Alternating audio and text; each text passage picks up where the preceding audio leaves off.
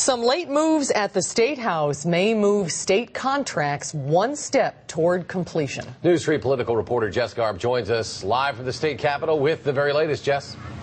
Well, the state assembly hit the floor about 5:30 or so tonight after a day of wrangling over whether they have the votes to pass state worker contracts. The day started with the Senate calling it an extraordinary session by ballot, then meeting in the Joint Committee on Employment Relations and moving contracts for 16 state bargaining units forward onto the legislature on a 6-1 vote. The assembly is now in session debating those contracts after a late plea from the governor-elect to leave them alone.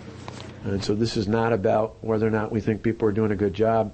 It's ultimately about making sure we have every option on the table to avoid some of the tougher choices that I don't think anybody really wants now or in the future. You'd think an extraordinary session of the legislature would be only called to deal with the most pressing needs of the state.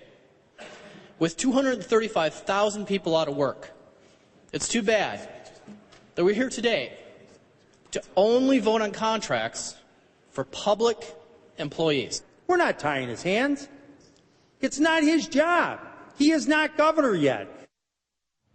Now, Assembly Democrats did wait for about 6 members who were not here when session convened at 1 o'clock this afternoon. That's including Representative Jeff Wood, who was released for the day from Chippewa County Jail.